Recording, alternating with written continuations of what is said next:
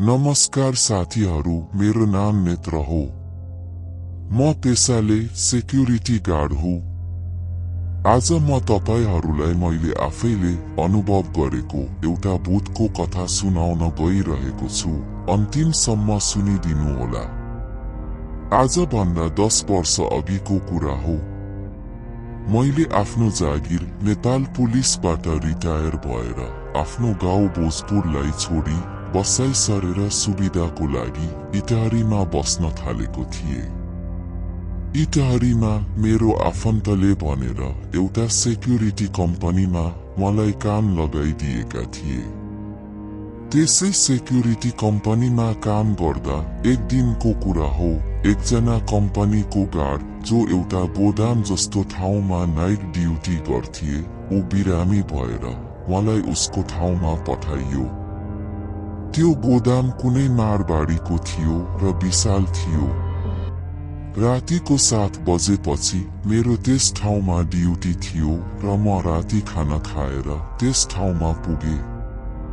अनि मलाई सम्झाइयो कि त्यस ठाउँमा 8 बजेपछि सबै काम गर्ने स्टाफहरू घर जान्छन्। त्यसपछि मैले सबै बत्ती पंखा हेरेर निभाउनु पर्ने थियो र अफिसमा चाबी लगाउनु पर्ने थियो। रातिको 8 बजेपछि सबैजना अफिसबाट घरतर्फ लागे र मलाई भनिए जस्तै मैले मेन गेट लगाएर गोदामतिर गए। धेरै नै ठुलो ठाउँमा थियो त्यो गोदाम र म एक्लै थिएँ र मेरो मनमा भूत प्रेतको अलिकति पनि शंका थिएन। म अफिसतिर गए र त्यहाँ केही पंखा र बत्तीहरू निभाए। अनि चाबीको जुप्पा लिएर सबै कोठा बन्द गरिदिए। पछाडि गोदामतिर पनि गए र सबै निगरानी गरेर फर्किएर गेटमा आएर बसे। सबै ठिकै थियो। मसँग भएको मोबाइलमा फिल्म थियो, त्यही हेर्दै बसिरहेको थिए। तर रातिको 10 बजेतिर अचानक एउटा मान्छे कराएको जस्तो आवाज पछाडिबाट आयो। मैले मोबाइल बन्द गरे र ध्यान दिएर सुने। त्यो आवाज निरन्तर गोदामतिरबाट आइरहेको थियो। म हतारिँदै टर्च बालेर गोदामतिर कुदे। जस्तो म कुद्दै थिएँ, त्यो आवाज आउन बन्द भयो। अन्धकार थियो गोदाममा। मैले हत्त नपत्त गोदामको सबै बत्ती बालिदिए अनि सबैतिर हेरे, तर त्यहाँ कोही पनि थिएन। केही बेर सबैतिर हेरेपछि मैले फेरि बत्ती निभाइदिए र गेटतिर लागे। अनि गेटतिर आउँदै गर्दा मैले अफिसतिर हेरे र मलाई अचम्म लाग्यो, किनभने अफिसको एउटा कोठाको बत्ती बलिरहेको थियो। अघि भर्खरै सबै बत्ती निभाएको नै थिए, तर त्यो कोठाको बत्ती कसरी बलिरहेको थियो? मनमा सोच्दै थिए। अनि म अफिसतिर गए र मैले देखे कि अफिसको लगभग सबै कोठाको बत्ती बलिरहेकै थियो।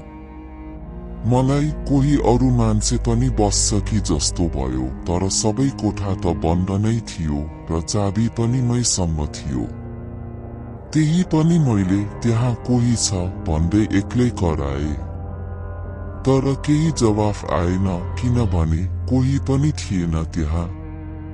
अनि मैले फेरि सबै कोठा खोलेर सबै बत्ती बन्द गरिदिए। तर अब मेरो मनमा केही शंका र डर उत्पन्न भइसकेको थियो। डर भए पनि म आफ्नो स्थानमा आइपुगे र गेटनिरको कोठामा बसे। मलाई अचम्म लागिरहेको थियो, तर फेरि म मोबाइलतिर फिल्ममा व्यस्त भए। केही बेर फिल्म हेर्दै नै थिए। अचानक फेरि कोही कराएको आवाज आयो र मैले टर्च बालेर गोदामतिर हेरे। तर यसपटक भने मेरो होस उडेर गयो, किनभने मैले एउटा कालो लुगा लगाएको मान्छे गोदामतिर कुदेर गएको देखे। मैले लौरो र टर्च लिएर डराउँदै बिस्तारै गोदामतिर पसे।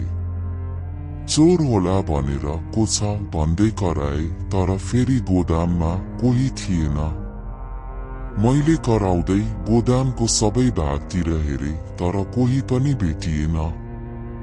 र अचम्म मान्दै गोदाम बाहिर उभिएर छक्क पर्दै सोचिरहेको थिए कि अचानक मेरो आँखा म बस्ने पर गेटको कोठामा पुग्यो र जो मान्छेलाई मैले अघि देखेको थिएँ त्यो त्यही कोठामा बसिरहेको थियो। मेरो आत्माले ठाउँ छोडे जस्तो भयो। एकछिन मैले त्यो मान्छेलाई हेरे र केही बोल्न सकिन। अनि गोदामको बत्ती निभाउन भित्र पसे, तर बाहिर निस्किँदा त्यो मान्छे त्यहाँ कोठामा थिएन। मेरो होस उडेर गयो। 2 सेकेन्डमा त्यो मान्छे गायब भएको थियो र यो सामान्य होइन, पक्कै तर्साएको भनेर म विश्वस्त भए। मलाई म कहाँ फसे जस्तो भयो। म एकछिन स्तब्ध भए। अब मैले बुझिसकेको थिएँ कि यहाँ भूत छ भनेर, र मलाई जसरी नि रात चाहिँ कटाउनु थियो।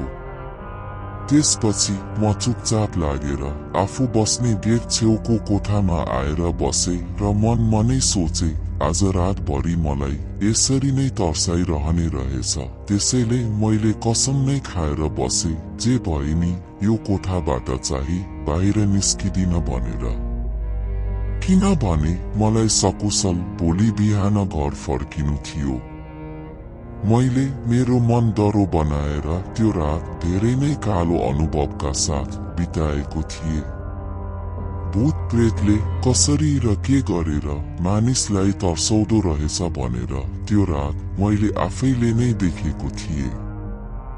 मध्यराततिर त्यो कालो लुगा लगाएको भूत मान्छेलाई मैले देखि नै राख्थेँ। कहिले गोदामतिर हुन्थ्यो, कहिले अफिसतिर हुन्थ्यो, र घरिघरि मैले मेरो नामले बोलाएको आवाजहरू पनि सुन्थे।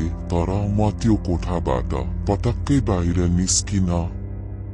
अनि बल्ल बल्ल बिहान पख उजेली भएपछि तर्साउन छोड्यो र 8 बजे अर्को सेक्युरिटी गार्ड आएपछि मैले कसैलाई केही नभनी आफ्नो घरतिर लागे। त्यसपछि मैले कम्पनीलाई फोन गरे र त्यो ठाउँमा म अबदेखि आउँदिन भनेर भने। अनि मलाई पछि थाहा भयो कि जो मान्छे पहिला त्यहाँ नाइट ड्युटी गर्थ्यो त्यो पनि त्यही भूत प्रेतले गरेर नै बिरामी भएको रहेछ। त्यो घटनापछि मैले नाइट ड्युटी पनि गर्न बन्द गरिदिए। यही नै हो मेरो अनुभव। मन परे यस च्यानललाई सब्स्क्राइब गरिदिनु होला। धन्यवाद।